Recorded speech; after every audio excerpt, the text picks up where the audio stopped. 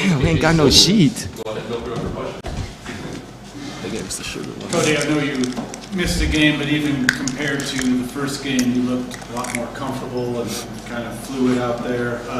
Matter of first game jitters for you last week, and did you feel more comfortable out there tonight? Yeah, I definitely felt a little more comfortable tonight. Just kind of watching film, talking to my teammates, seeing what they see out there. So for me, it was just kind of go out there, play my game, be aggressive, and it helps when you have like an unselfish team that is not afraid to get you open or set screens for you, move the ball when you're open. So I think that just allowed me to get into my groove and then just play basketball. KJ, what's impressed you about the guy to your right as a true freshman? Oh, Cody? Yeah. Nah, I mean, I tell this all the time. I think the biggest thing is Cody's unselfish.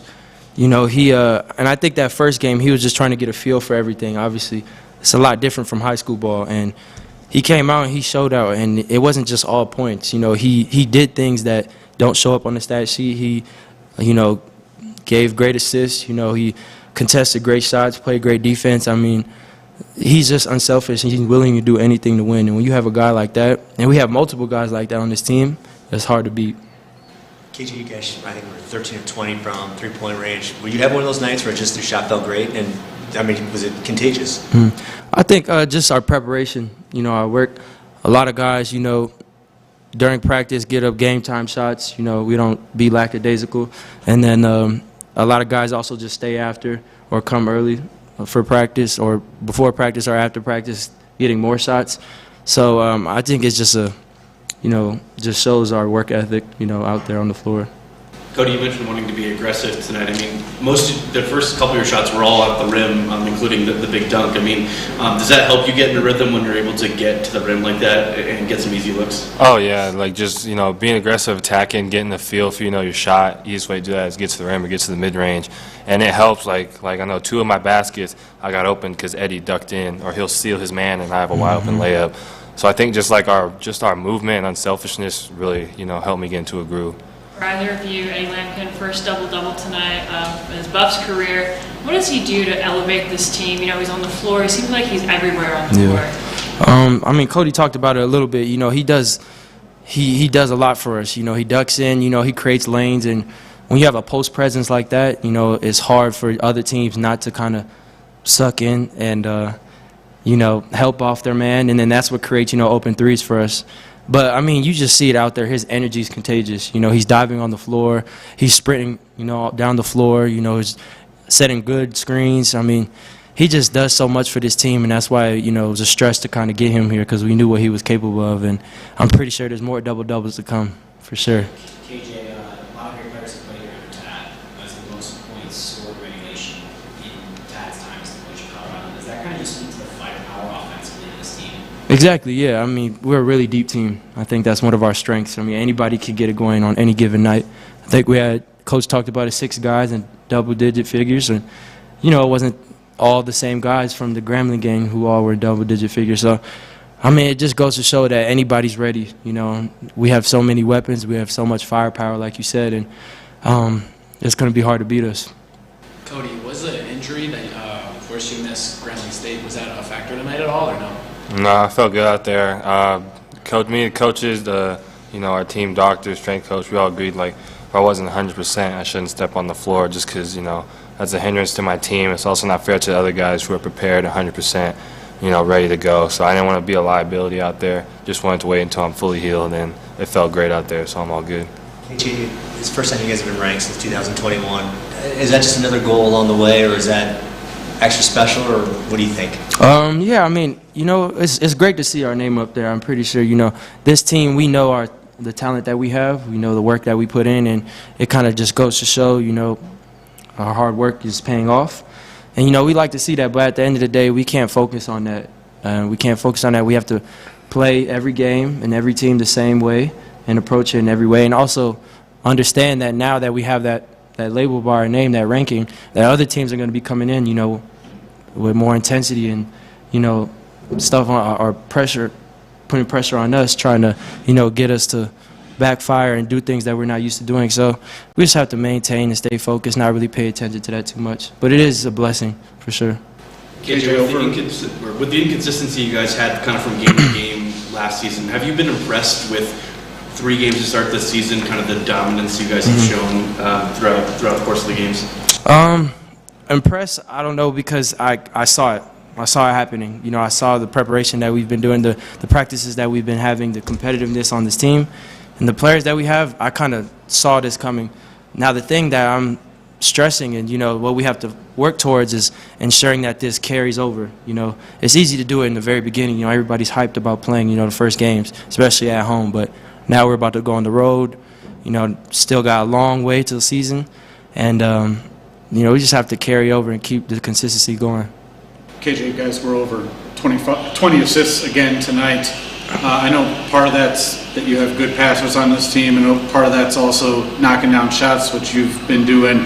How much of it is also the new 5-out approach on offense that's kind of predicated on moving the ball? How much has that kind of played a factor in these assist totals? Yeah, I mean, it plays a lot. It plays a huge role. I mean, that's the reason why we kind of implemented it, because we saw a lot of times last year we were kind of standing around, not getting too many guys cutting or moving, and, you know, it's kind of easy to guard us that way. But Cody talked about it earlier, you know, when we have guys who are, you know, willing to cut, who spread the floor, and our offense is, you know, spaced out, and guys sealing in and ducking in and setting hard screens, rolling hard, things like that. I mean, if we have spacing like that, you're going to get assists. Also, credit to the guys knocking down shots also. Anything else? One more. For either of you, you've played your first 3 games in like 8 days here. You have a little bit of lull, and KJ, like you said, you're going on the road now. What kind of becomes the focus? How do you go about, you know, kind of maybe bottling this up and keeping your back pocket till you get to Florida? That's me. Okay. I mean, yeah, you know, the core group, you know, we're used to, you know, those road games, and I think we just have to stress, you know, to these young guys and, you know, prepare the same way.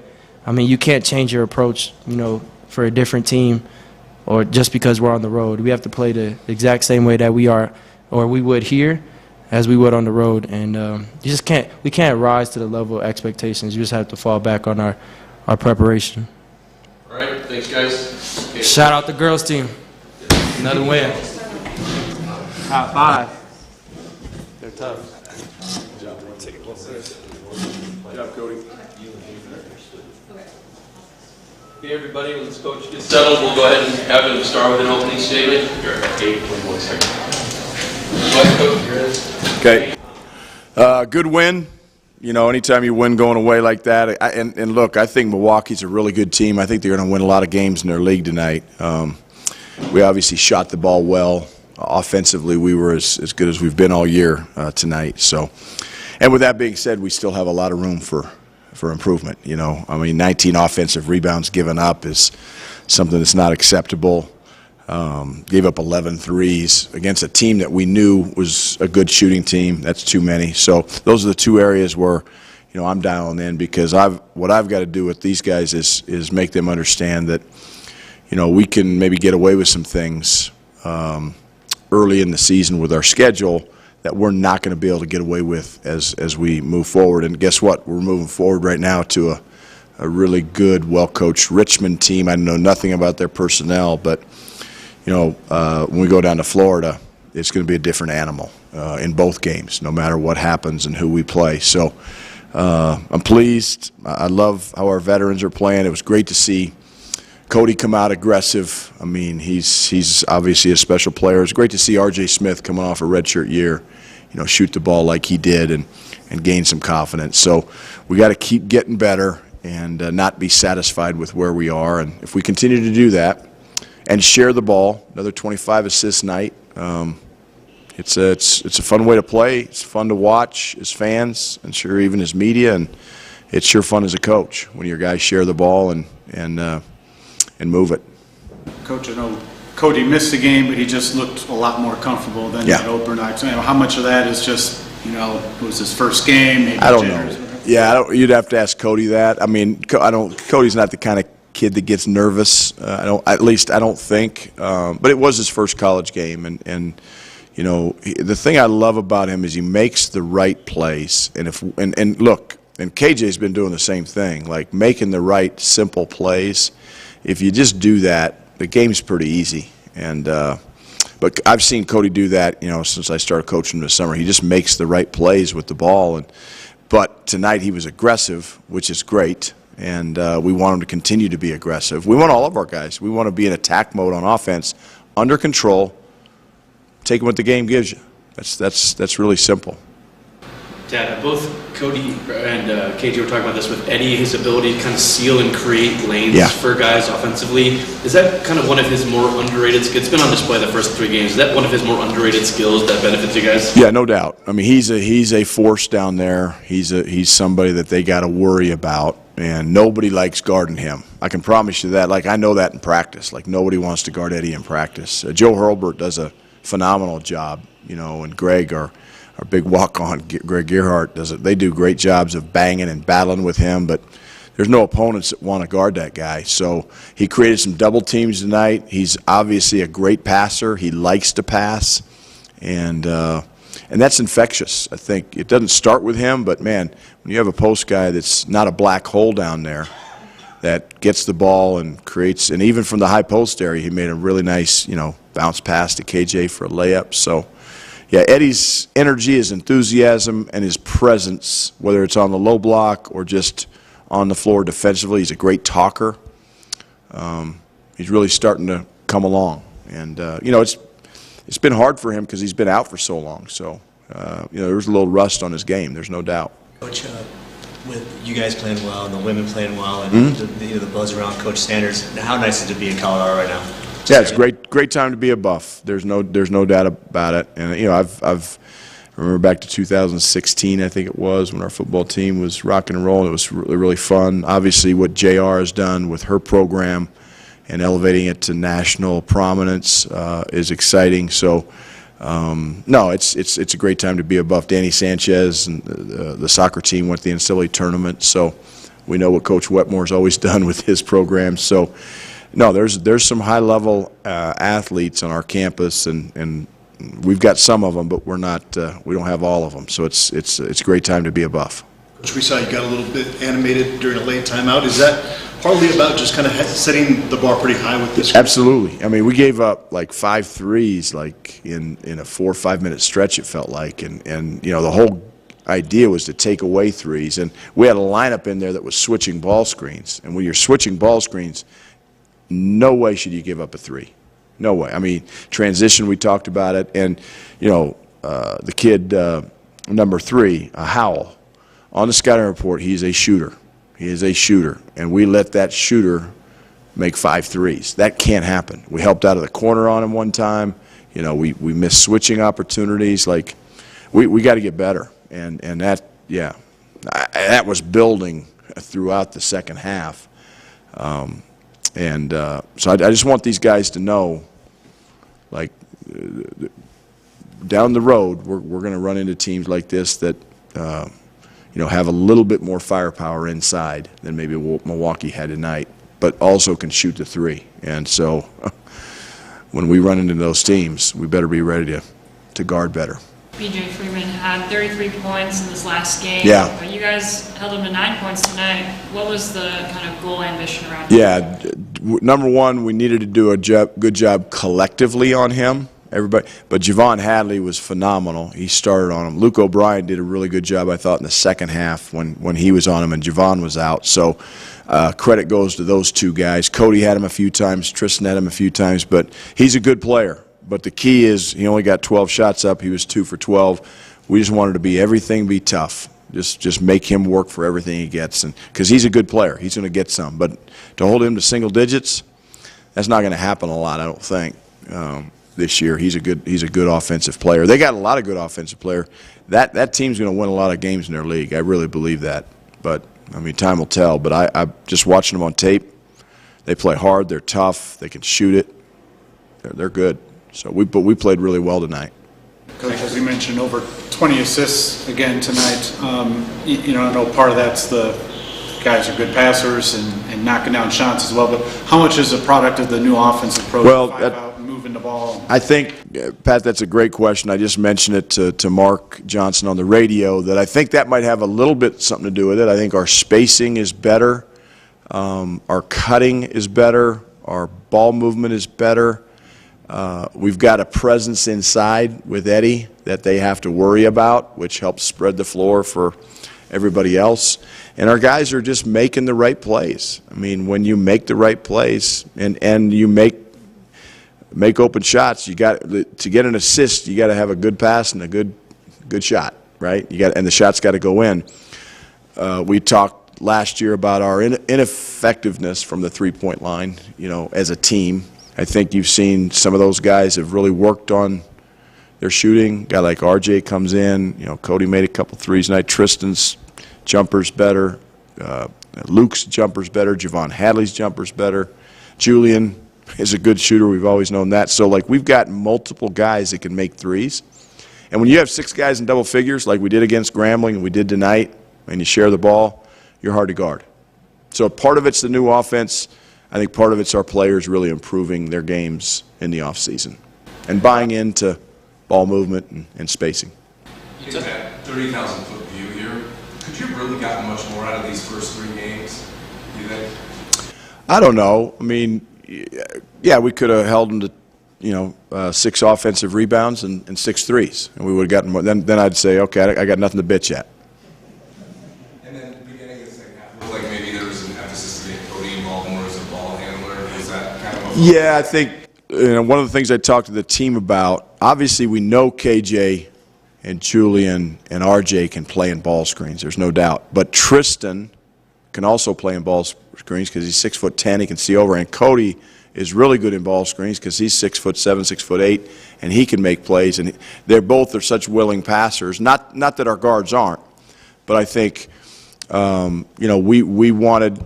Cody had a matchup that we wanted to go at tonight, and we opened the game with it. We opened the second half with it, and he did a great job of finishing. It's nice when you call a play for a guy, and he finishes the play and makes the shot. That's a result of good players. So, again, a lot of good things, but we cannot be satisfied. Cody's big dunk came off a steal, and then his and one was a steal of his own doing in the first half. Yep. How pleased have you been with your team defense in the first half of these games? It's kind of allowed you guys to jump out to these big leads so far. Especially with our veteran group, that group that starts, top 7 guys, I'm really pleased. I think we drop off a little bit when we get past that. Although I think R.J. Smith is a very capable, and I think he did a good job defensively tonight. But I think, with freshmen, you're going to have breakdowns. That's what makes Cody so special as a freshman is defensively, he's like a veteran, but some of those freshmen come in and they make freshman mistakes. So, one of the reasons we brought Luke off the bench and we bring Julian off the bench is now when you sub in and you got some freshmen in there with them, those 2 guys are veterans and they know how to play. And, just a little thing tonight, like, Hassan was taking the ball out and we knew they were pressing, and I think Julian and RJ were our guards, and Luke came to get it and we turned it over. Well, Luke should have been taking the ball out. Now, that's my fault for not catching it, but that's something our players got to understand. If Luke takes it out, and Hassan's back, we probably don't have that turnover. So it's just those little things that we got to sharpen up and think about. But I love this team. I love coaching this team. Coach, you've played your first 3 games in 8 days here, so now you have a little bit of a lull before going down to Florida. What becomes a challenge for this team to obviously keep the focus and keep this going, take it down there? I think, number 1, we're going to take tomorrow off. We practice in the morning first semester, as you guys know, so it's hard after a game like this to get them up at 7:30 in the morning or 7 a.m. to go practice. So we're taking tomorrow off. We'll reconvene on Thursday. We'll watch this film, the things we need to get better at. We'll have good practice Thursday, good practice Friday, then we'll travel. We're practicing in Orlando on Saturday, and we've got to practice on Sunday and hook it up on Monday. So we got 4 days of practice for us to get better. Do a lot of skill work, a lot of shooting, a lot of rehab, but we're going to have to get after it a little bit too and keep our edge, keep our sharpness, keep our guys are in pretty good shape, I think. So we'll talk about that as a staff tomorrow. Okay. Thank you. Thank you.